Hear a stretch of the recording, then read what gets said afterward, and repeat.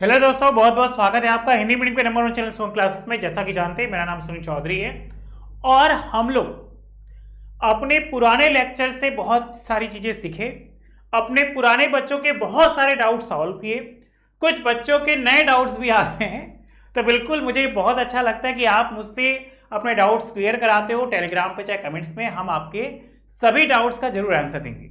अगर आपको लगता है कि मेरे क्वेश्चन देने में थोड़ा सा डिले हो जा रहा है तो उसके लिए हाइपर नहीं हुआ करो, हम भी थोड़ा बिजी रहते हैं। उसके लिए हम देखेंगे नेक्स्ट टाइम से आपके डाउट्स को एट द टाइम सॉल्व कर दें। वरना जान ही रहो कि इतने सारे बच्चे हैं, सबके डाउट्स देते देते अब सिर्फ डाउट्स ही नहीं देना है ना, अपना भी तो काम करना है। तो इसके लिए बिल्कुल नहीं, आप मुझे कॉल नहीं करना, आप मुझे मैसेज कर दो। मैसेज करने के बाद जो भी क्वेश्चन होगा, जब भी मुझे टाइम मिलेगा, हम आपके मैसेज का जरूर सॉल्यूशन देंगे। ओके, तो चलिए आज की क्लास स्टार्ट करते हैं। आज हम लेक्चर 6 पे चलने वाले हैं, लेकिन आप जानते हैं कि हम जब भी लेक्चर स्टार्ट करते हैं तो प्रीवियस लेक्चर को जरूर नोटिफाई करते हैं। अब प्रीवियस लेक्चर में हम लोगों ने क्या देखा, फिनॉल और अल्कोहल में अंतर। संजना का कमेंट्स आया होगा कि सर प्लीज आप बताइए कि हम जो भेजे थे वो सही है कि नहीं। तो बिल्कुल बेटा, आपका भी सही है। अगर आपको लगे जो एग्जाम में याद हो, जरूरी नहीं कहते हम जो लिखवाते हैं उसी को आप याद करिए। जो आप अच्छे से अपने से पढ़ते हो वही आप हमेशा याद रखोगे, बस वो सही होना चाहिए। अब पता चला गलत लिख लिया तो गलत नंबर आओगे तो दोष अपने आप को तो दोगे नहीं, दोष दोगे हमको कि सर आप ही तो पढ़ाए थे। तो इन सब बातों को नोटिस करिए। अगर कोई डाउट्स होगा तो तुरंत बताइएगा, हम आंसर देंगे।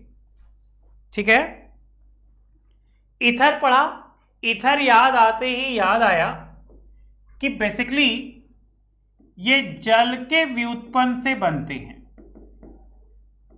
अगर पूछा जाए ईथर का निर्माण कैसे होता है, तो जल के व्युत्पन्न से एल्किल समूहों का निर्माण होता है। इसके बाद हम बात किए थे आईयूपीएसी नाम। कुछ आईयूपीएसी नाम दिए थे आपको, कुछ बच्चों ने बनाया, कुछ बच्चों ने नहीं बनाया। और इसके बाद हम आपको बताए थे समवैयता, जिसे इंग्लिश में कहते हैं क्या, आइसोमेरिज्म। 3 प्रकार की समवैयता थी, एक स्थान, दूसरा मध्यावैयता और तीसरा क्रियात्मक।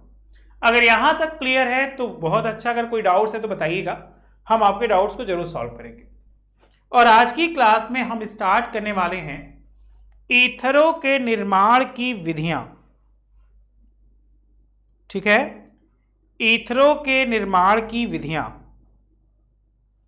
अगर हम ईथर के निर्माण की बात करें तो सबसे पहली विधि है कौन सी, निर्जलीकरण द्वारा। तो कॉपी में हेडिंग बना लीजिए, साथ साथ लिखते चलिए। क्या, निर्जलीकरण द्वारा। हम बोल दे रहे बेटा, आप लिख लीजिएगा। निर्जलीकरण में हम पिछली क्लास में जब लेक्चर 5 पढ़ा रहे थे बताए थे अल्कोहल, जो पूजा का डाउट था, तो उसी को लो कि जब अल्कोहल का क्या कराइएगा, निर्जलीकरण किसकी उपस्थिति में, याद करिए, सांद्र H2SO4 के साथ अल्कोहल के अधिक में 140 डिग्री सेंटीग्रेड पर गर्म करने पर क्या बनता है, क्या बनता है जो हम बना रहे हैं, क्या, ईथर। तो सबसे पहले अल्कोहल का फॉर्मूला लिखिए, क्या बेटा, C2H5OH। उपस्थिति किसकी होनी चाहिए, सांद्र H2SO4। टेम्परेचर कितना होना चाहिए, टेम्परेचर होना चाहिए आपका 140 डिग्री सेल्सियस। अब ये बदल जाएगा किसमें, ईथर में, मतलब CH3OCH3। इसी को कहते हैं क्या, एसीटोन। इस अभिक्रिया में ऐसे भी कह सकते कि एथेनॉल से एसीटोन का निर्माण होता है। बताइए, क्या ये बात मेरे बच्चों को समझ में आ रही है? अगर कोई डाउट है तो बताइए। निर्जलीकरण का मतलब इसमें से जल भी बाहर आएगा, तो यहां पे हम H2O भी कर ले। इसको जोड़ने के लिए हम क्या करते, एक रेडिकल ग्रुप डाल दे रहे, जिससे आपको याद रखिएगा। देखिए बैलेंस आ रहा है क्या? निर्जलीकरण में H2 तो निकलेगा ही, बैलेंस आ रहा है।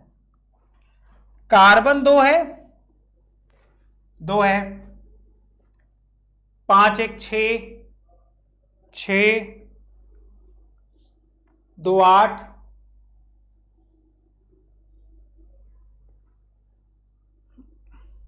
ठीक, बैलेंस कीजिए। और कोई डाउट से तो बताइए। चलिए अच्छा है, अगर आपके कोई डाउट्स होगा तो तुरंत बताइएगा, हम उसको जरूर शॉर्ट आउट करेंगे। पहला वाला क्लियर हुआ? चलिए दूसरी विधि पे आते हैं। दूसरी विधि कह रहे हैं, हेडिंग बना लो, हम ईथर के निर्माण की विधियां पढ़ रहे हैं। क्या करें, डाई एजोमेथेन, डाई एजोमेथेन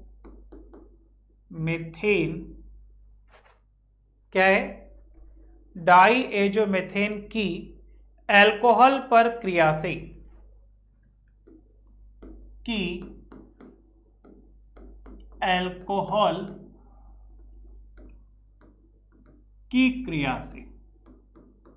अब आप थोड़ा सा दिमाग लगाइए, आपके पास क्या है, डाई एजोमेथेन। बेटा किसी को भी करने के लिए सबसे पहले याद होना चाहिए फॉर्मूला। तो आइए हम लोग याद करेंगे कि डाई एजोमेथेन का फॉर्मूला क्या होगा। ठीक है, तो आपके पास क्या था, मेथेनॉल, क्या ले लीजिए, CH3OH, मेथेनॉल ले लो। मेथेनॉल का डाई एजोनियम का फॉर्मूला हो जाएगा डाइजोमेथेन। डाई का मतलब 2, तो CH2N2, इसी को बोलेंगे बच्चा डाई एजोमेथेन। अब इसको क्या कर दीजिए, रख के गर्म कर दीजिए। गर्म करिए, तो कोई उत्प्रेरक रख लीजिए फ्लुओरोबोरिक अम्ल उत्प्रेरक, जिसका फॉर्मूला होगा HbF4। ये उत्प्रेरक है और इस उत्प्रेरक का नाम F है, तो F से क्या, फ्लोरो लिख लो, फ्लुओरोबोरिक अम्ल, फ्लुओरोबोरिक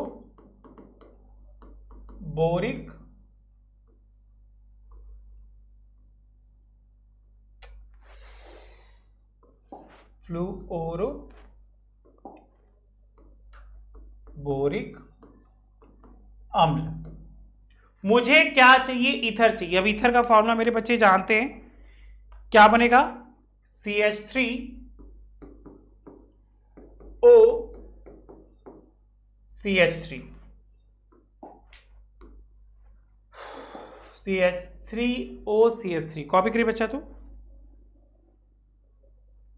और कौन सी गैस बाहर आएगी, नाइट्रोजन, N2 बचा ही था, तो नाइट्रोजन गैस बाहर कर दो। बताओ, यहां तक कोई डाउट?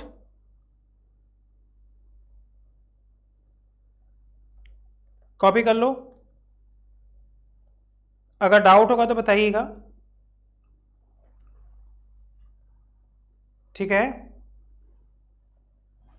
चलिए एक और विधि बता रहे, टोटल 3 विधियां बता रहे, जो भी आप मेरे बच्चों को याद रहे एग्जाम में वो आप लिख दीजिएगा।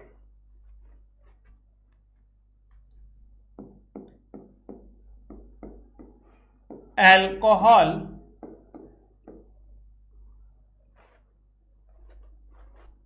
देख लीजिए, अल्कोहल के एल्कीन पर योग द्वारा, के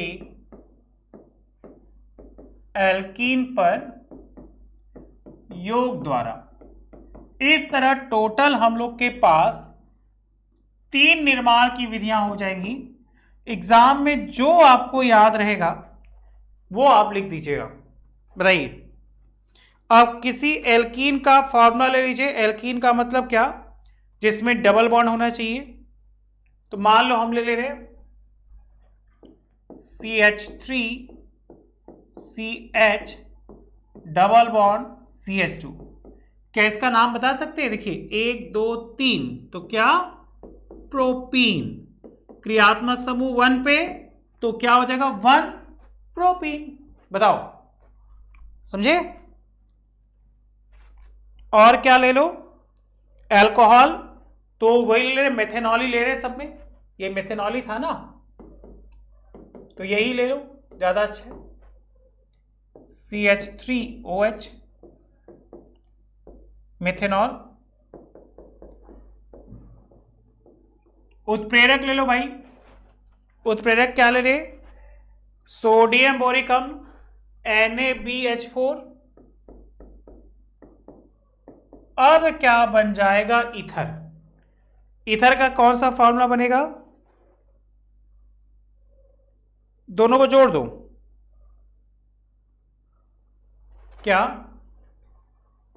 CH3O CH2 CH3। बताइए,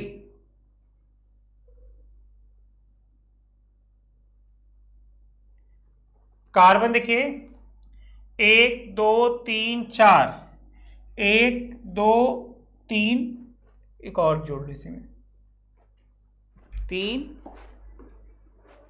और 4। अब क्या बचा यहां पे? अब यहां बच रहा है 3 1 4 2 6 3 9 और 1 10। 3 3 6 4 10। इजी।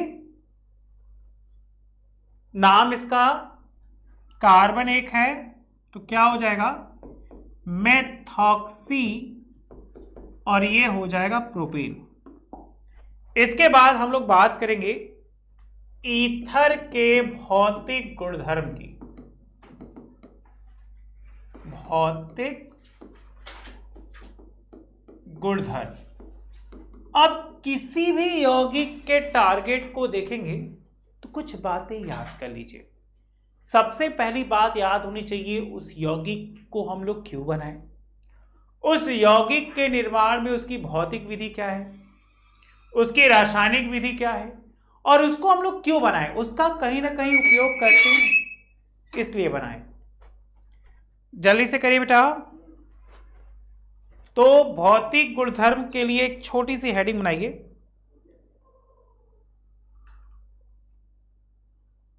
ठीक है, तो सबसे पहला गुणधर्म लिखिए,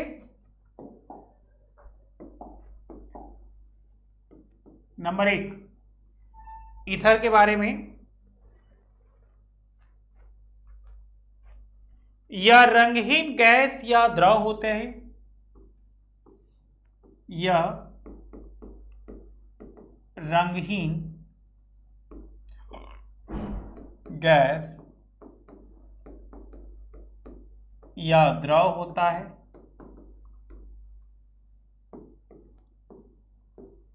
यह अत्यधिक वाष्पशील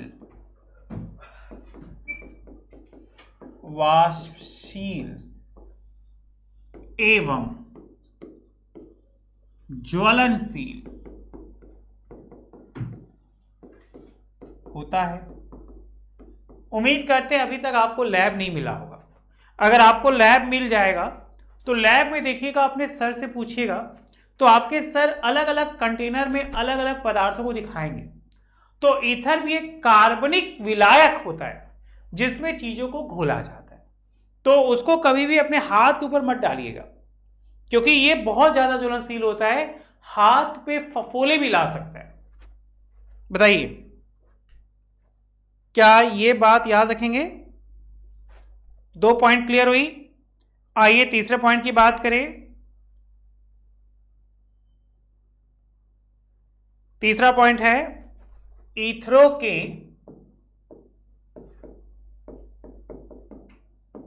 क्वथनांक। क्वथनांक का मतलब समझते बेटा? बॉइलिंग।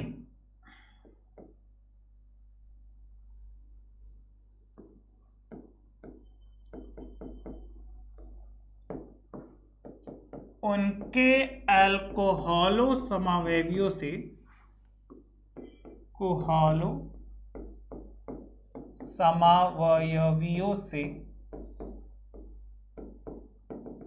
कम होते हैं।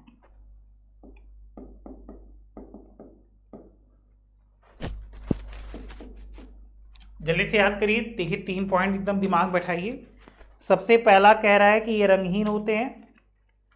उसके बाद हमने क्या देखा? ये अत्यधिक वाष्पशील और ज्वलनशील होते हैं। उसके बाद हमने क्या देखा? इनका क्वथनांक अल्कोहल समावेश से क्या होता है? कम होता है। चौथा लिखिए, कम से कम 5 भौतिक गुणधर्म तो लिखवा ही देंगे आपको। ये जल से हल्के होते हैं। चौथा, ये जल से हल्के। अब हमारे बच्चे बहुत अच्छे से जानते, क्योंकि हमारे बच्चे स्मार्ट हैं, कि हल्का वही होगा जिसका घनत्व कम होगा, और जल का घनत्व 1 होगा। तो ईथर क्या होगा? ईथर का घनत्व 1 से भी कम होगा। तो यह जल से हल्के होते हैं। अगर आप चाहो तो एक बर्तन में पानी और ईथर को एक साथ मिक्स कर लो, तो आप पाओगे पानी ऊपर आएगा कि ईथर ऊपर आएगा। बिल्कुल वही तेल और पानी वाला कॉन्सेप्ट है। तो जिस तरह तेल ऊपर छेला जाता है, उसी तरह ईथर भी ऊपर छेला जाएगा, क्योंकि इसका घनत्व उससे कम होता है। ठीक है। और पांचवा और अंतिम याद रखिएगा, यह जल में अल्प विलेय एवं कार्बनिक विलायकों। अगर बच्चों कार्बनिक विलायकों की बात करें तो याद रखिए कौन? पेट्रोल, कौन? डीजल, कौन? ये ईथर का नाम नहीं। कार्बनिक विलायकों में विलेय होते।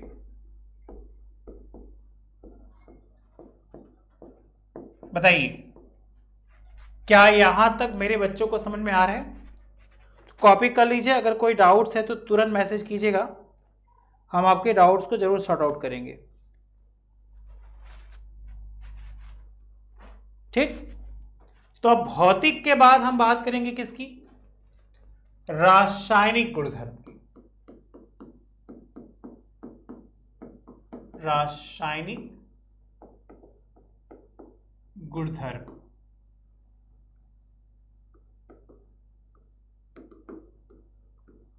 देखिए, अगर हम रासायनिक गुणधर्म की बात करें तो ईथर एक प्रकार का माना जाता है ईंधन, और इसको हम क्या करेंगे? जलाएंगे।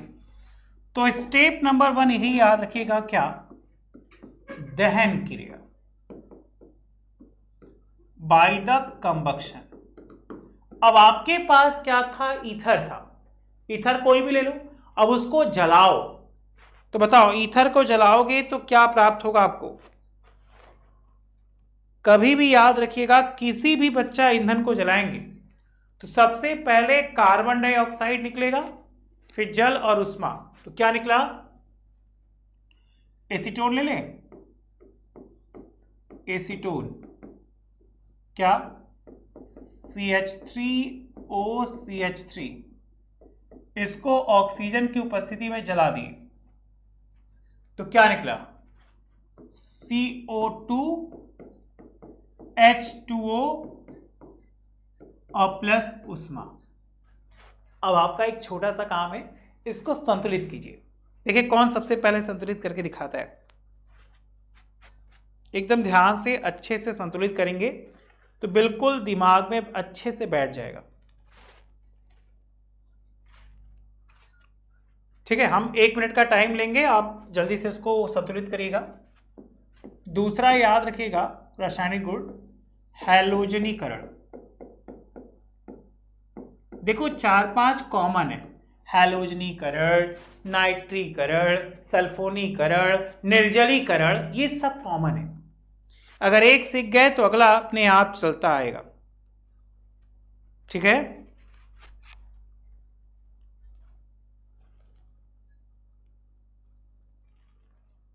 चलो। नाम है हैलोजनी, मतलब हैलोजन को लेना है, तो कोई भी ले लो। मान लो इस बार हम नंबर ऑफ कार्बन 2 ले रहे हैं, C2H5O C2H5। कोई एक हैलोजन ले लो, क्लोरीन ले रहे हैं, इसको अंधकार में रख रहे हैं, तो ये विघटित होकर क्या बनाएगा? क्या बनेगा? Alpha alpha dash dichloro di ethyl ether. Formula लिख लीजिए, CH3CH,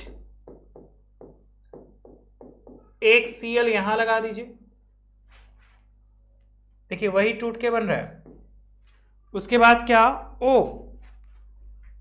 फिर से वही CH3, यहां पे Cl। अब आपसे पूछा गया क्लोरीन पहले पे है तो अल्फा, दूसरे पे तो अल्फा डैश, क्या? अल्फा अल्फा डैश डाइक्लोरो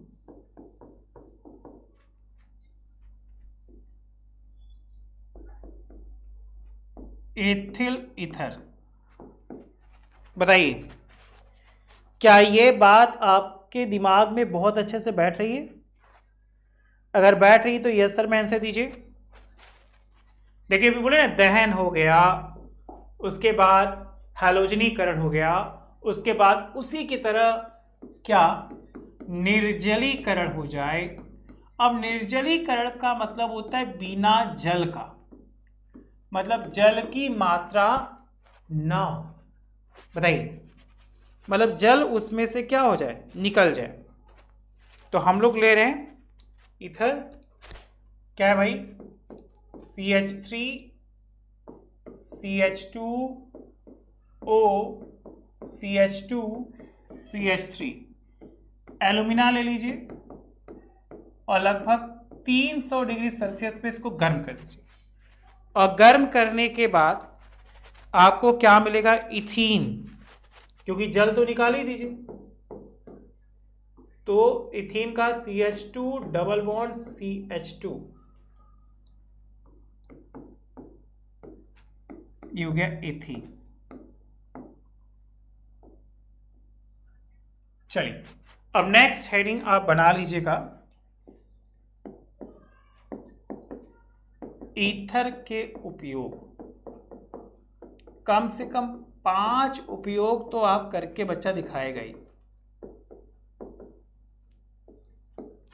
हम लोगों ने क्या देखा? ईथर देखा, ईथर के रासायनिक गुणधर्म देखे, देखिए फिनॉल और ईथर देखा, ईथर के निर्माण की विधियां देखे।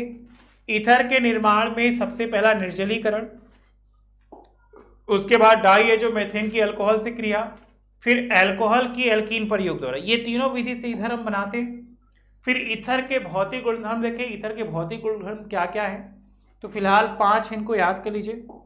रासायनिक गुणधर्म में फिलहाल 3 देखा, दहन, हैलोजनीकरण और निर्जलीकरण। इसके अलावा भी कुछ और हैं जिनको हम नेक्स्ट वीडियो में बताएंगे। और अभी आप बस एक चीज करिएगा, होमवर्क। ठीक है, तो आज के लिए इतना ही। Thank you so much, bye bye. घर पर रहिए, स्वस्थ रहिए, मस्त रहिए।